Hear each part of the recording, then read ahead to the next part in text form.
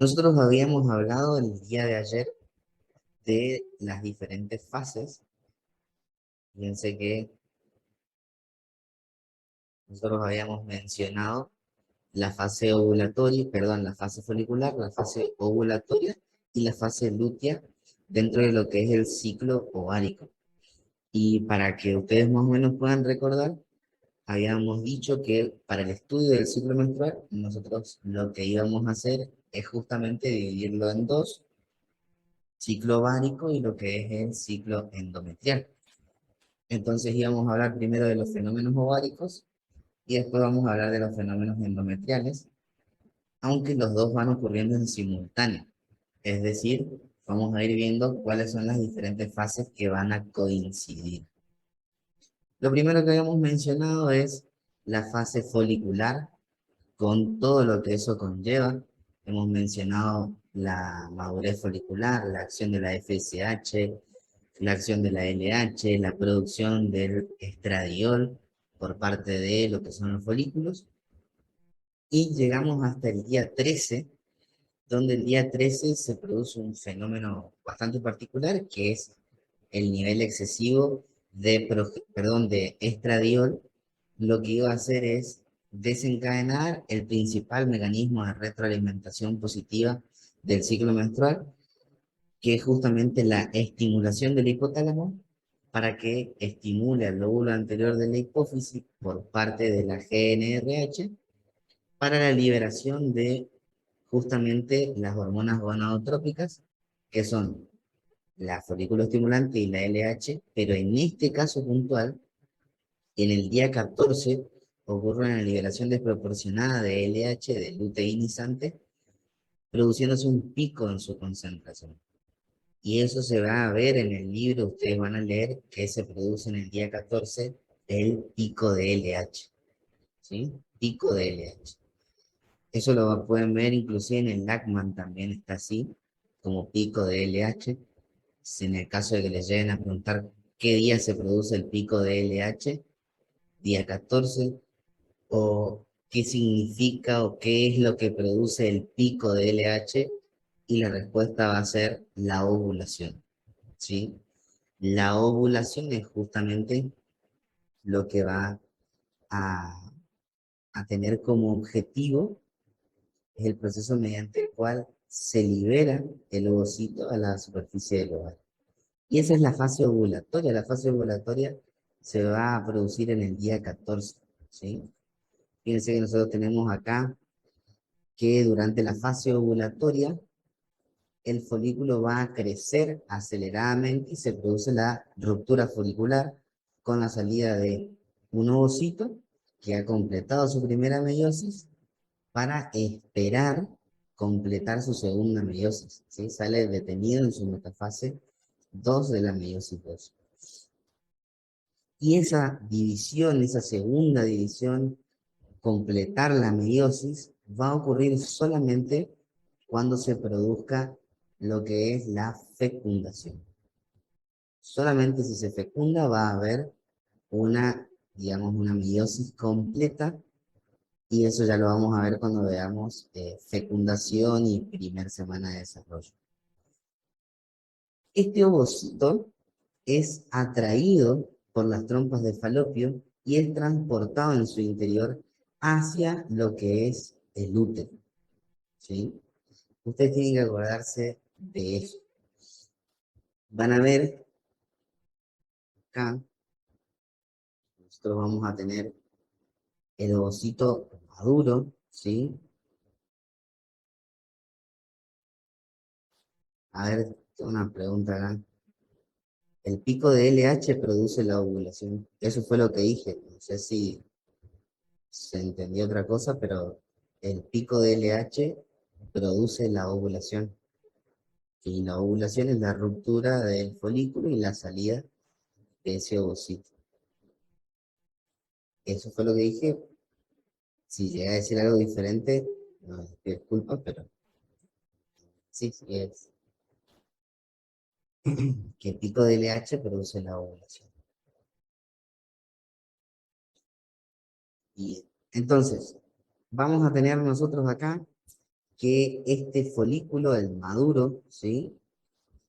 El folículo de Graf va a tener desarrolladas sus diferentes capas y todo lo que habíamos mencionado ayer de las células de la teca, eso también es bastante interesante, ¿sí? Bastante importante. Miren, lo que va a suceder es que gracias a la acción de la LH, las paredes del folículo van a debilitarse. ¿Por qué? Porque el folículo tiene receptores para LH y tiene receptores para FSH. Pero acá en la fase lútea, perdón, en la fase ovulatoria, todavía no pasé a la lútea, en la fase ovulatoria, lo importante, lo relevante es la acción de la LH. En la fase ovulatoria, lo más importante es la acción de la LH. Gracias a esa unión de la LH en las paredes del folículo, de manera brusca, eso es lo característico, que es de manera brusca, de golpe, en forma de un pico. Fíjense que lo que va a suceder es que se van a debilitar las paredes del folículo y van a permitir el ingreso de una sustancia llamada prostaglandinas y una enzima que es la colagenasa. Entonces, eso a este nivel lo que hace es generar contracciones de lo que es la pared del folículo y también de lo que es la superficie del ovario, porque va a actuar a ese nivel. Y las colagenasas lo que van a hacer es, digamos, ir destruyendo las fibras de colágeno para que esto que está aquí dentro se elimine a la superficie del ovario. Y eso lo vamos a ver mucho mejor en esta imagen. Fíjense acá. Acá nosotros tenemos, esto obviamente es un ovario, ¿no? Fíjense que acá, no sé si lo puedo aumentar un poquitito de tamaño.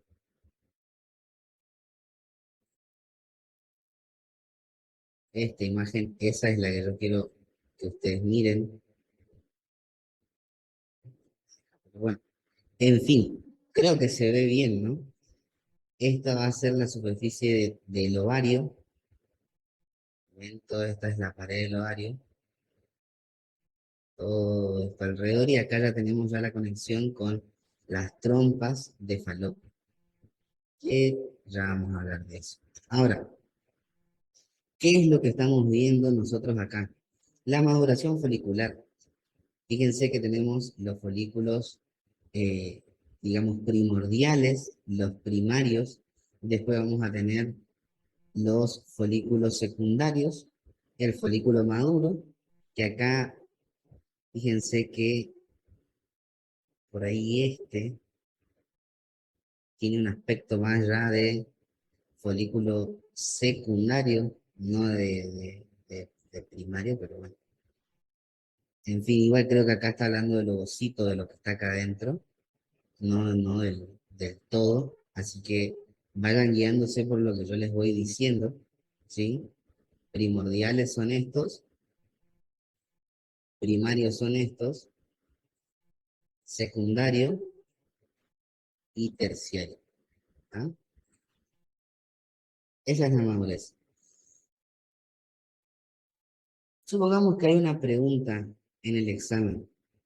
¿Qué hormona es la que produce la maduración de los folículos? ¿Y qué hormona es la que produce, digamos, el crecimiento del folículo? ¿Qué responderían ustedes? Pongan en el chat, ¿eh? Pues si no, por micrófono va a ser un quilombo. Escriban en el chat cuál sería su respuesta. ¿Cuál es la hormona que se encarga de la maduración folicular?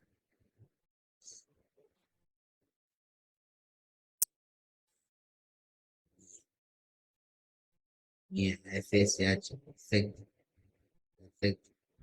Creo que no hay dudas. ¿Sí? Entonces, esa FSH va a encargarse de lo que es la maduración folicular, se encarga de estimular esos folículos. Ahora, supongamos que en el examen hay una pregunta de que diga cuál es la hormona que, ¿cuál es la hormona más importante durante la ovulación o que produce la ovulación o que está encargada de la ovulación? ¿Cuál sería su respuesta? Escriban en el chat lo mismo, ¿sí? Calculo yo que esas cosas tienen que estar claras. Si no, ahí estaríamos en un programa bastante grave. Bien, llegamos a la ovulación, fase ovulatoria, segunda fase del ciclo ovárico. Nos encontramos con un folículo que desprendió a su ovocito a la superficie de lo que es el ovario y después hacia la trompa de falopio. ¿Sí? Acá hay varios mecanismos. Esto no les van a preguntar, ¿eh? Pero yo se lo explico para que ustedes sepan. Se cree que mediante quimiotaxis, ese es el proceso que se llama quimiotaxis, las trompas de falopio atraen al, digamos, ovocito que se liberó con una serie de células que lo están rodeando. ¿Cuáles son esas células que lo están rodeando? Según lo que dice la bibliografía, esto, que es lo que se va a desprender y se va a liberar, sale con un conjunto de células de la teca interna y de la granulosa. ¿Sí? Células de la teca interna, células de la granulosa.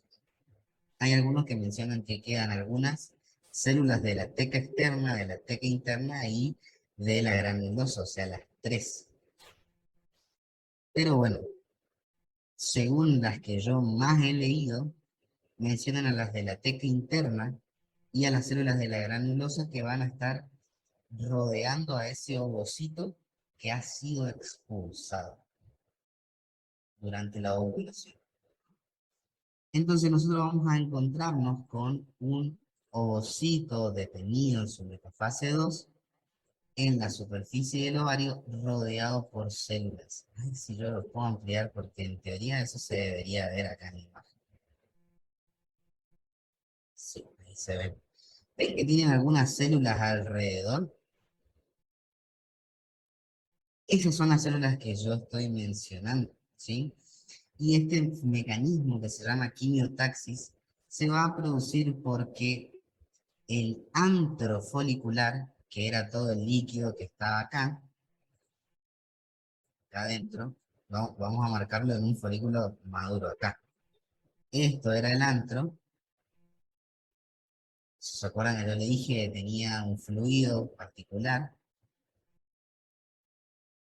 Y se cree que esas células que se encuentran en el antro y ese líquido, por un mecanismo simple de drenaje,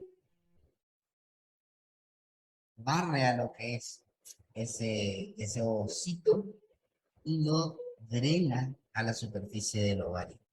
Y en la trompa de falopio, las fibras de la trompa lo que hacen es, digamos, recibir ese líquido y atraer mediante un movimiento de barrido a ese ovocito. Entonces nosotros vamos a encontrarnos que el primer paso es que va a estar en la superficie del ovario y el segundo lugar donde se va a encontrar este ovocito rodeado de algunas células va a ser en la región ampolar de la trompa de falopio.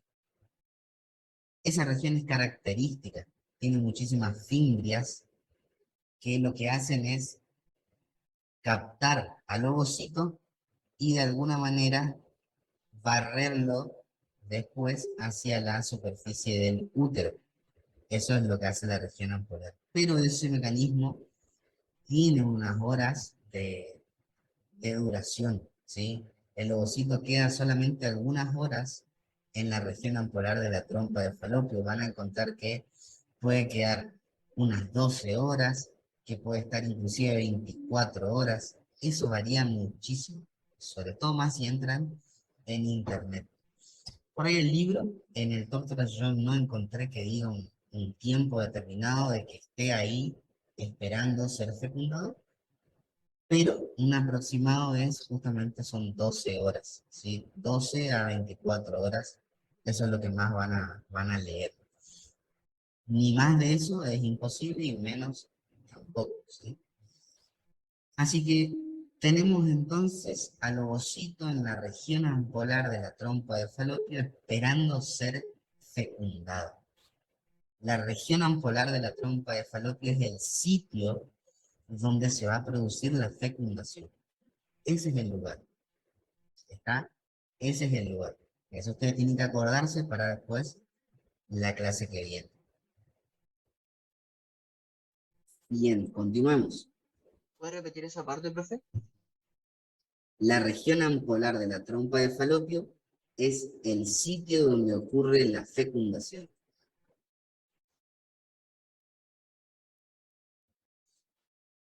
Ya vamos a hablar de Gracias, fecundación. gracias. Ya vamos a hablar de todo eso. Bueno, continuamos. La fase ovulatoria es eso, es fácil, para mí la más fácil de todas. Lo complejo son las hormonas durante la fase ovulatoria, ¿sí? Lo complejo son las hormonas durante la fase ovulatoria. Durante la fase ovulatoria nosotros vamos a encontrar una acción hormonal bastante compleja. Nosotros, si ustedes pudieron repasar lo que vimos ayer, vamos a tener que, esto va a ocurrir en el día 14, se produce un pico de la hormona LH. Acá el pico de la LH, así que esta es la principal hormona en el día 14, ¿sí? Yo la mnemotecnia que sí, no es una mnemotecnia, es como una ayuda a mi memoria nada más, es que la primera mitad del ciclo, las más importantes son la FSH y el estrógeno. ¿Qué pasó?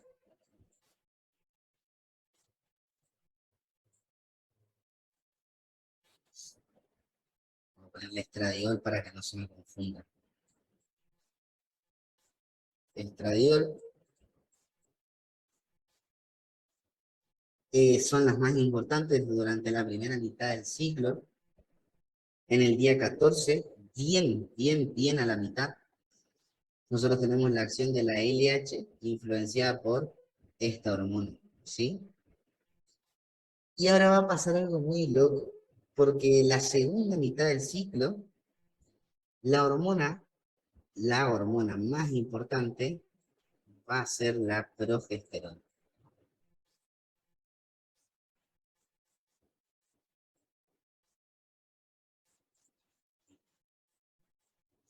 ¿Por qué la progesterona? Bueno, porque va a haber algo que se va a producir luego de la ovulación, aparte de la expulsión del ovocito, que es el cuerpo lúteo, ¿sí? Y ahí nosotros vamos a tener la tercera fase del ciclo ovárico, que es la fase lútea.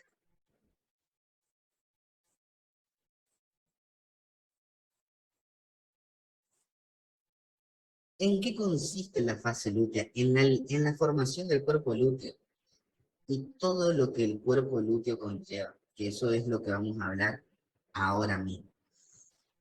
Nosotros durante la tercera fase vamos a tener un aumento en los niveles de progesterona. Los niveles de progesterona venían bajos en ascenso a los días previos a la ovulación y aumentan de nivel luego de la ovulación, ¿sí?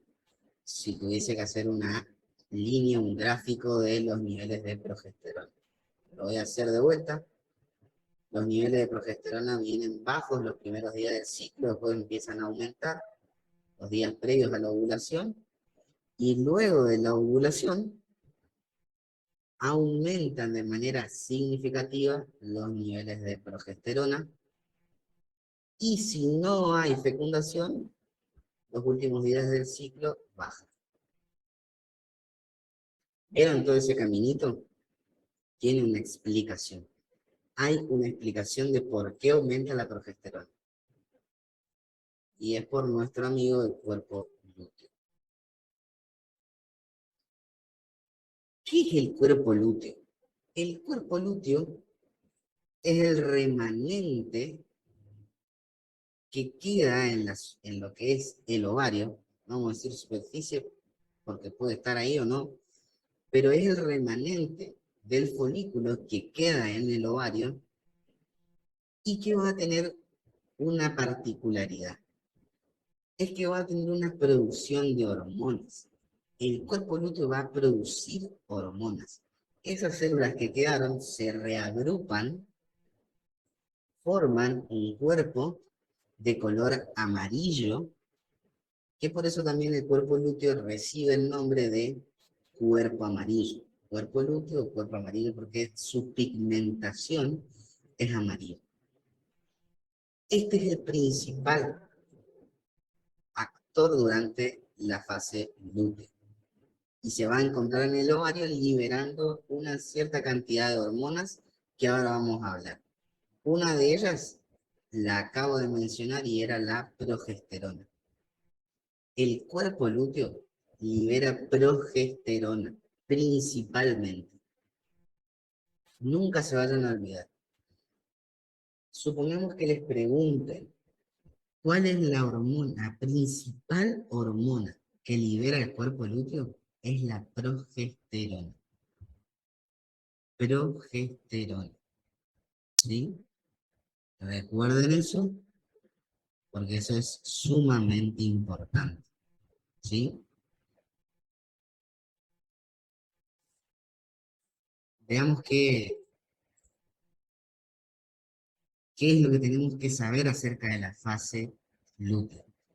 Durante esta fase, una vez que ya ha sido expulsado ese ovocito, lo que van a ocurrir son cambios en lo que es el folículo, desde su punto de vista morfológico, histológico y también endocrino.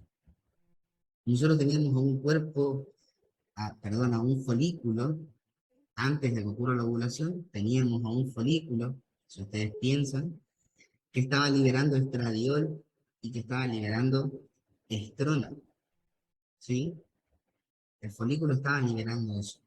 Luego que se produce la ovulación, en el día 14 ya cambia. Una parte de ese folículo se desprendió y ha sido expulsada hacia la trompa de falopio, y la otra parte que queda cambia, ¿sí? Su morfología y también su parte endocrina. Las células que quedan en el folículo van a formar el cuerpo lúteo, el cuerpo amarillo, que se va a mantener aproximadamente unos 14 días. Esto siempre es un rango aproximado. Recuerden que cada fase tiene un rango de variación de días, ¿sí? Y solamente van a ser 14 días si no hay fecundación, si no hay embarazo. Porque si hay embarazo ya es otro cantar, ¿sí? El cuerpo lúteo va a permanecer. ¿Hasta cuándo? Hasta que se forme la placenta. Sigamos.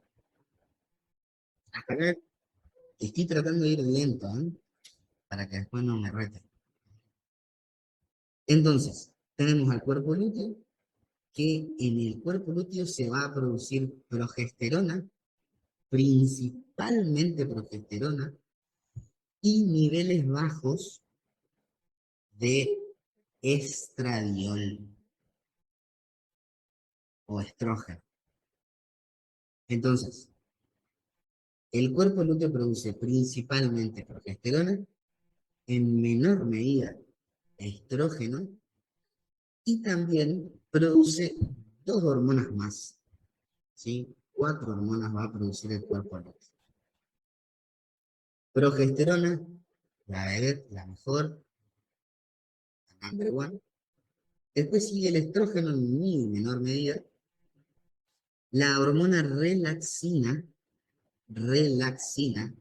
y la hormona inhibina. Son esas 4 las que produce el cuerpo lúteo.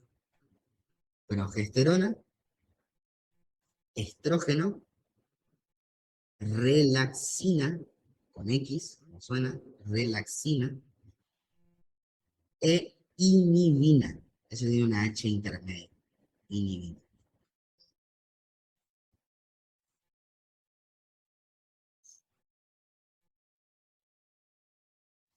Lo que hay que saber ahora es qué hacen esas hormonas, para qué las produce el cuerpo lúteo, cómo va a influir la progesterona en el ciclo, cómo va a influir el estrógeno a esa concentración en el ciclo, qué hace la relaxina y qué hace la inhibina. Eso es fundamental, ¿ok?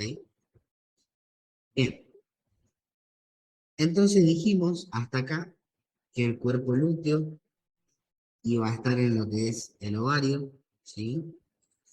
Fíjense que el cuerpo lúteo durará unos 14 días en ausencia de embarazo. Ahí se van a producir progesterona, estrógeno y las otras dos hormonas que mencioné. La progesterona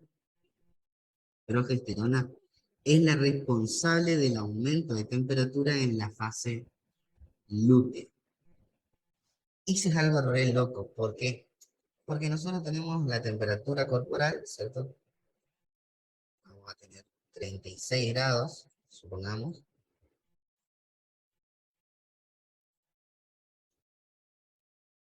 Se mantiene los primeros días del ciclo. Vamos a poner día 1 acá. Y acá vamos a poner 14. Y acá vamos a poner 28.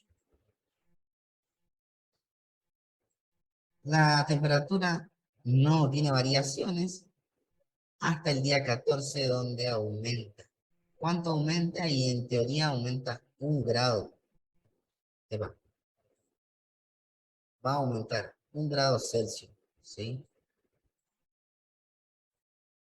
Eso es lo máximo que puede aumentar. 1 grado, 1,5, no aumenta demasiado como para decir, puede producirte fiebre. Pero aumenta, sí aumenta. La acción de la progesterona es la que produce el aumento muy bajo, pero el aumento en sí de la temperatura corporal. Entonces va a aumentar hasta los últimos días del ciclo en unos 37 grados.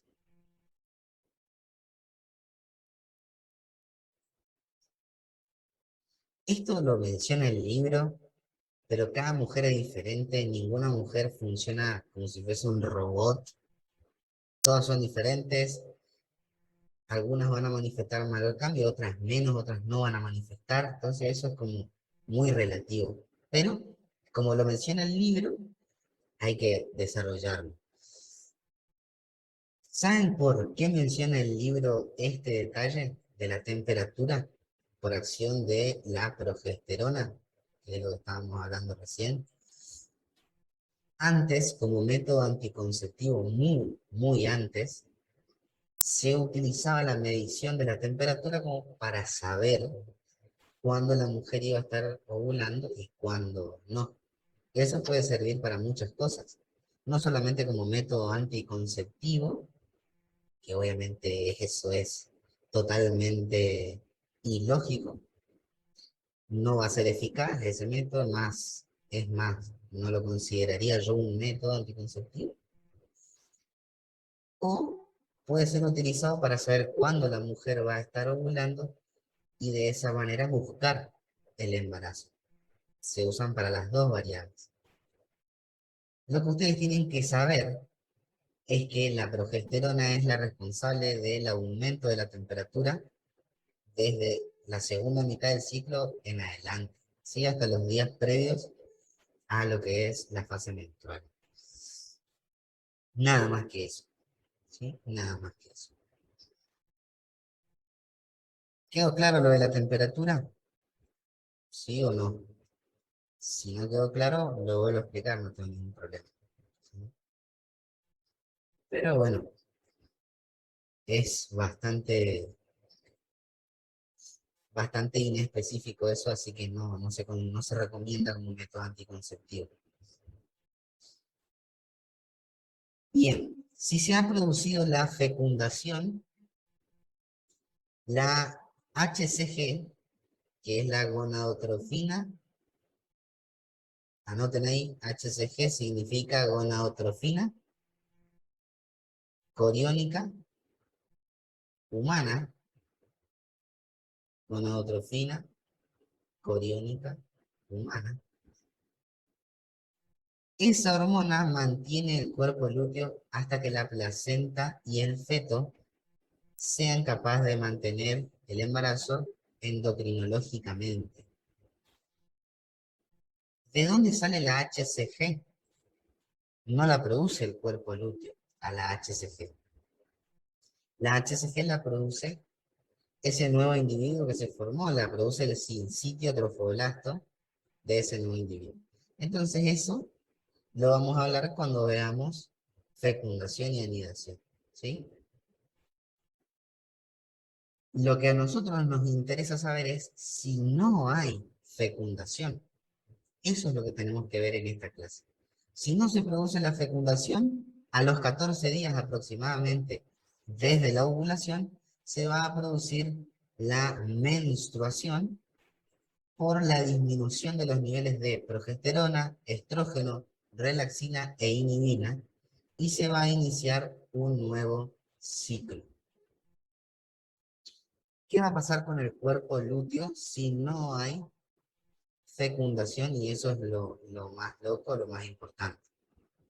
El cuerpo lúteo, si no hay fecundación, por ende no va a haber producción de HCG, gonadotrofina coriónica humana, el cuerpo lúteo se vuelve más atrófico. Se produce una atrofia, ¿sí? Una atresia del cuerpo lúteo y se degenera, dejando solamente una cicatriz en lo que es la superficie del ovario, ¿sí? Y después se sella y no queda nada, ¿está? Cuando alguien por las dudas leyó cómo se llama el cuerpo lúteo cuando no hay fecundación, Cuerpo albicans muy bien, cuerpo o blanco también. Escriban en el chat porque si no se van a pisar entre ustedes. Cuerpo blanco también se le solía decir. Muy bien. Entonces, blanco por justamente la pérdida de esa pigmentación amarilla, ¿sí? Nada más que por eso. El libro, el Lackman, lo menciona como albicans, ¿sí? Así que recuerden al cuerpo albicans. Por sobre todas las cosas, recuerden ese nombre. Entonces, nosotros vamos a tener un cuerpo albicans. ¿Qué pasa? Como el cuerpo lúteo empieza a perder su forma y a degenerarse, la liberación hormonal que tenía el cuerpo lúteo también va a empezar a disminuir. Y por ende, los niveles de progesterona, de estrógeno, de relaxina y de inhibina caen, ¿sí? Disminuyen de manera significativa. ¿Está? Esa disminución de manera tan significativa va a generar nuevamente cambios en lo que es el ovario y en lo que es el endometrio uterino, que ahora vamos a hablar del ciclo endometrial, ¿sí? Cuando hablamos del cuerpo lúteo y decimos que libera progesterona, estrógeno, relaxina e inhibina, la hormona relaxina, su mecanismo de acción es actuar a nivel del endometrio uterino, ¿sí? Va a actuar a nivel del endometrio uterino. Fíjense, acá yo tengo el endometrio uterino ahí en esta imagen, en la fase, estoy hablando de la fase lútea, ¿eh? De lo que está sucediendo a nivel del ovario. Pero eso va a afectar también al endometrio. La relaxina va a actuar a este nivel, actúa a nivel del endometrio. ¿Qué hace? Relaja el endometrio uterino y lo prepara para una posible implantación de un ovocito fecundado. Prepara el endometrio para que se pueda implantar de manera correcta. Eso hace la relaxina. Y la inhibina actúa más bien a nivel de lo que es la adenopófisis, disminuyendo la secreción tanto de hormona FSH, como también se cree que tiene una acción a nivel de la LH, de la luteinizante. ¿Tá?